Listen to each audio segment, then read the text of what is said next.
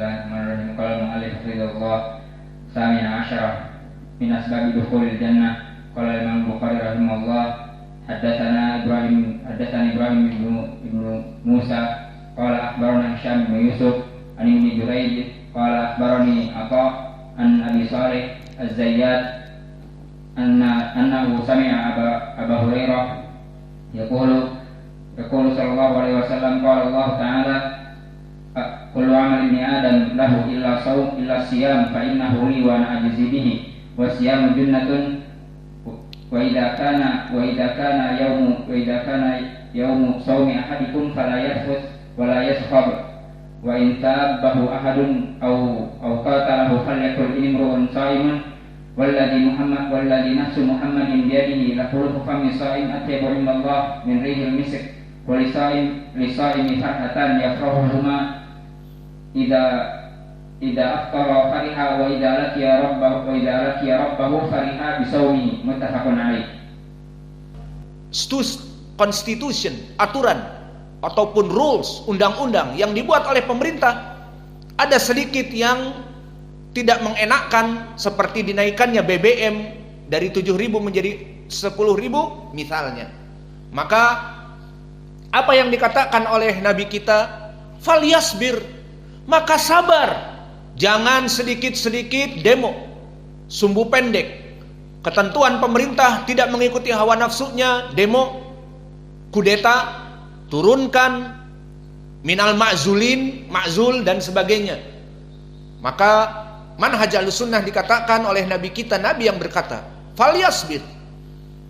Maka barang siapa yang keluar dari ketaatan pemerintah karena perkara dunia ini, maka dia mengajak demo, kudeta, kemudian ditangkap ataupun tertembak oleh aparat yang menjaga keamanan, maka kemudian mata maitatan jahiliyah, mereka mati dalam keadaan jahiliyah, keluar dari sunnah. Maka ini manhaj Ahlussunnah di hadis Ibni Abbas yang muttafaqun alaih, dan bahkan di hadis Abi Hurairah yang muttafaqun alaih, faman ata'a amiri faqad ata'ani faman ya'sil amir faqad asani.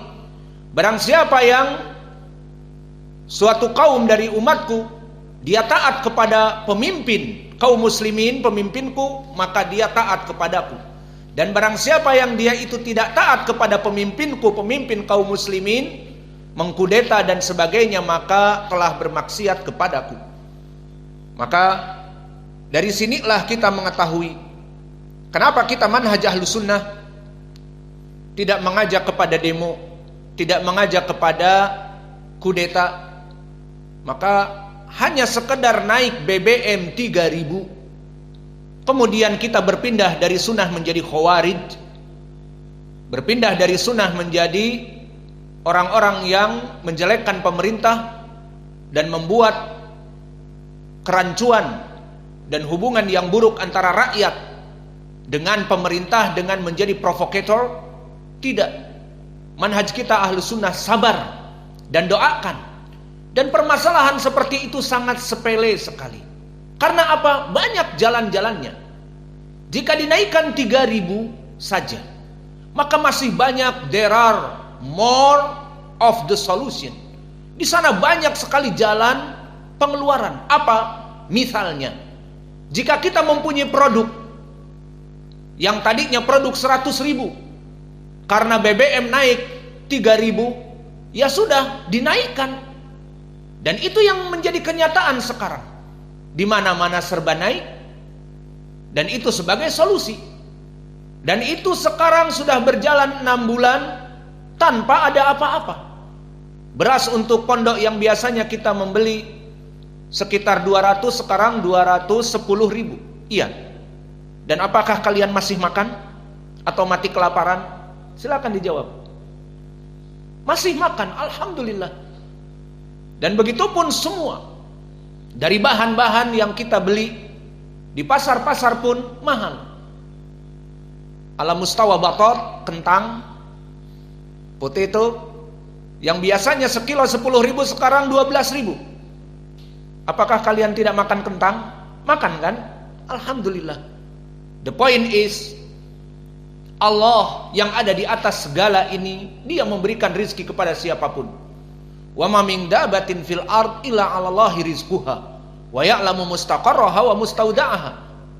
Bahwa semua yang ada di muka bumi ini dari makhluk yang bernyawa dan berjalan di muka bumi, Allah berikan rizkinya.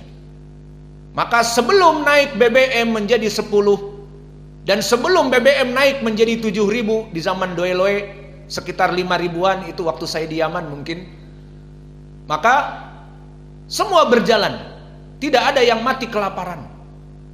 Maka kenapa sekarang naik 3.000 dari 7.000 menjadi 10.000 kemudian demo? Maka ini ada provokator. Ketahuilah ya ibadallah, kita bersyukur kepada pemerintah kita, kita bersyukur kepada negeri kita yang jaya raya, kaya raya, dan akhlaknya baik. Maka kita bersyukur kepada pemerintah kita yang telah berusaha untuk memberikan subsidi, dan sekarang berjalan seperti biasa 10.000. Semua orang sudah diam dan semua orang sudah terbiasa. Karena yang tadinya ongkos pun 15.000 sekarang menjadi 18.000. Para travel pun naik, iya. Travel ke Pekanbaru yang tadinya 120 jadi 150. Yang ke Padang biasanya 80 menjadi 100. Seperti itu, sudah biasa. Dan gajinya dia pun yang tadinya sedikit jadi banyak. Maka jangan menjadi khawarij karena dengan 3.000. Maka di sini kita mengajak kepada dakwah deradikalisasi dan dakwah anti terorisme. Namun bukan tujuan kita menjilat pemerintah, bukan. Namun inilah akidah kita. Dan bukan seperti mereka orang-orang Jember yang menggaung-gaungkan seperti ini agar menjadikan perhatian bagi para wulatul umur. Maka kesimpulannya, hadis ini hadis yang agung. Poin pendalilan kita puasa Ramadan menyebabkan masuk kepada surga, dan taat kepada pemerintah menyebabkan masuk surga. Dari sini penjeda besar antara kita dengan kelompok ISIS, Khawarij, DITII, N11, bla bla bla, yang namanya sejenis, bahkan LDII. Maka mereka, terutama ISIS dan yang lainnya, mereka hidup dalam keadaan teror, membunuh brimob, membuat bom bunuh diri, seperti yang terakhir di Bandung. Mereka membuat bom bunuh diri sekalian masuk ke Polsek di Astana Anyar. Kesimpulannya, kehidupan mereka tujuannya untuk apa? Untuk masuk surga. Jadi kalau ditanya orang yang tadi bunuh diri masih hidup, hei, apa tujuan kamu membuat bom bunuh diri dan masuk ke kelompok polisi sehingga mengakibatkan mereka mati, satu, dan juga terluka dari anggota kepolisian yang lain? Jawabnya, ingin menikah dengan 70 bidadari. Jadi persepsi mereka, imagination mereka dengan kita is the same, equal, sama, untuk masuk surga. Namun karena mereka kelompok ahlul bid'ah sesat, maka cara mereka untuk masuk kepada surga nikah dengan 70 bidadari, bikin bom bunuh diri. Dying young, mereka mati muda. Itu yang meninggal membuat bom bunuh diri masih jomblo, belum punya istri. Kasihan. Makanya persepsinya, imajinasinya pengen cepat menikah 70 bidadari, bikin bom bunuh diri. Kita ahlu sunnah alhamdulillah nikah 4, pingin juga 70 bidadari. Tapi dengan apa? Dengan beribadah kepada Allah, aman, tentram. Hadis ini hadis yang agung, menunjukkan bahwa ahli sunnah hidup dengan manusia yang lain. We are social people. Kita ini manusia bermasyarakat. Adapun mereka tidak. Mereka kafirkan bahkan selain dari mereka. Mereka kafirkan ahli sunnah. Penjilat sultan kata mereka. Mereka kafirkan brimob, polisi, dan juga pasukan gegana dan pasukan Densus 88 dan yang lainnya. Kenapa? Karena kesalahan akidah mereka. Maka mereka hidup dalam keadaan teror dan hidup dalam keadaan ketakutan. Maka mereka tidak duduk di masjid salat berjamaah kemudian belajar dengan tentram, tetapi mereka berada di hutan-hutan. Maka di saat kita duduk bersama istri kita makan makanan setelah sholat isya, maka mereka bergerilya di hutan-hutan yang tropik, yang basah. Nyamuk menggerogoti mereka, lintah menyedot darah-darah mereka siang dan malam, apalagi jika hujan terus-menerus di hutan, dalam keadaan teror, dalam keadaan ketakutan. Maka jika ada orang yang mencari royal jelly ataupun mencari madu ataupun mencari kayu gaharu, langsung ditangkap oleh mereka. Katanya mata-mata intelijen. Padahal orang awam, takut mereka. Maka kehidupan mereka jauh dari ketentraman. Berbeda dengan ahli sunnah, terutama dai ahli sunnah. Belajar, mengajar, alhamdulillah, dalam keadaan makan dan minum dengan enak. Mereka tidak makan, tidak minum dengan enak. Tidur pun tidak nyenyak. Tidur di hutan-hutan. Kenapa? Karena mereka diburu. Karena mereka membunuh dan mereka mengkafirkan pemerintah dan membuat bom bunuh diri ataupun bom-bom teror di mana-mana. Akhirnya mereka dikejar oleh pemerintah yang mempunyai kekuatan. Maka mereka hidup di hutan-hutan belantara, hidup dalam keadaan penghinaan. Maka ini keutamaan yang mengikuti ahli sunnah. Dan ahli sunnah mengatakan di syariat kita, taati pemerintah selama mengajak kepada kebaikan. Mereka tidak, mereka mengkafirkan. Dan kalau kita rujuk, apa penyebab mereka mengkafirkan? Tadi tujuannya masuk surga. Kita pun punya jalan masuk surga. Kita taat kepada pemerintah masuk surga. Mereka memerangi pemerintah, membunuh pemerintah, menikahi 70 bidadari. Kita taat kepada pemerintah, menikahi 70 bidadari, more and more again maybe. Lebih dari 70. Maka kesimpulannya, inilah akidah yang berbeda. Mereka berakidah mengkafirkan pemerintah dan membunuh pemerintah, itu adalah jalan ke surga.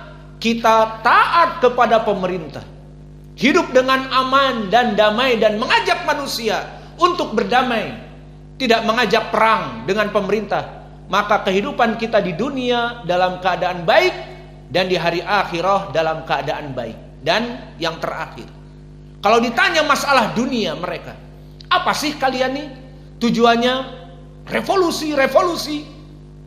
Oh, kita harus menggulingkan pemerintah yang ada. Ternyata tujuannya politik, ternyata tujuannya dunia. Itulah dari mulai sejarah DITII, Kartosoewiryo yang antum kalau baca dulu, ya sama seperti itu, mengkafirkan pemerintah Soekarno dan ingin menjadikan Daulah Islamiyah DI, Daulah Islamiyah TII, Tentara Islam Indonesia.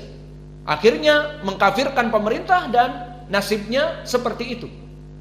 Akhirnya bergeraklah pasukan Siliwangi dan menangkap mereka, kemudian dieksekusi. Itulah nasib dari para pemberontak dan orang-orang yang mengkafirkan kaum muslimin dan menghalalkan darah kaum muslimin. Dari semenjak dulu kehidupan mereka sampai now dikejar-kejar di hutan.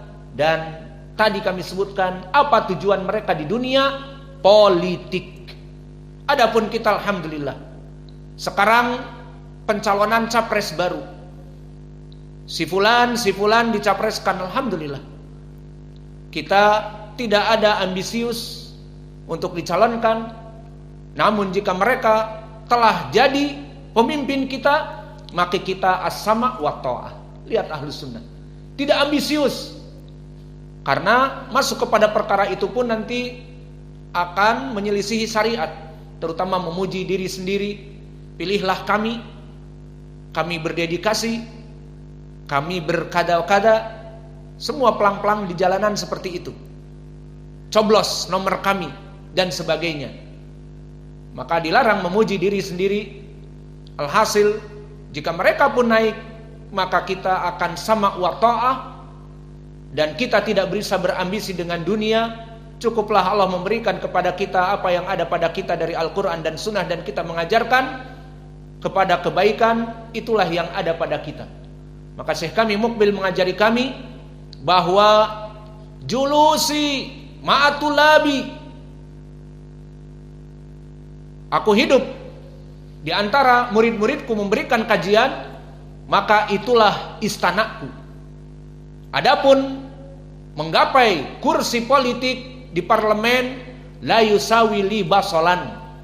Maka adapun ambisius politik, di mana aku mengejar kursi untuk mendapatkan parlemen dan jabatan di dunia, maka aku tidak memandang kecuali bagaikan seharga bawang bombay. Seperti itu ulama ahlu sunnah. Maka di sini hadis ini hadis yang agung. Faidah bagi kita adalah kita melaksanakan puasa Ramadan masuk kepada surga, dan kita taat kepada pemerintah masuk kepada surga. Hadis ini hadis yang agung untuk ahli sunnah, agar ahli sunnah hidup dalam keadaan kenyamanan di negara Indonesia yang penuh adab dan manusia-manusia yang baik. Kita tentram beribadah kepada Allah, sholat 5 waktu, melaksanakan pelajaran, mengajari manusia. Alhamdulillah, dalam keadaan tentram, tenang, kita akan masuk surga dengan taat kepada pemerintah. Adapun mereka, orang-orang yang membuat teror dan membunuh kaum muslimin, maka mereka dalam keadaan ketakutan, di tengah hutan dikejar-kejar, menjadi teroris. Maka mereka di sini menyelisihi kehidupan dari sunnah Nabi kita. Maka inilah faedah yang bisa kita ambil, di mana taat kepada pemerintah penyebab masuk kepada surga. Mereka berpendapat, imajinasi mereka justru mengkafirkan pemerintah dan membunuh pemerintah adalah jalan untuk masuk surga, sehingga mereka membuat bom bunuh diri dan mereka hidup di hutan-hutan, tujuannya untuk itu. Maka kita alhamdulillah ahlu sunnah, iman kita, keyakinan kita taat kepada pemerintah penyebab masuk kepada surga. Maka kita cukupkan pelajaran kita. Wa naktafi ila huna wa jazakumullahu khaira wa barakallahu fi ilmikum. Subhanakallahumma bihamdika asyhadu an la ilaha illa anta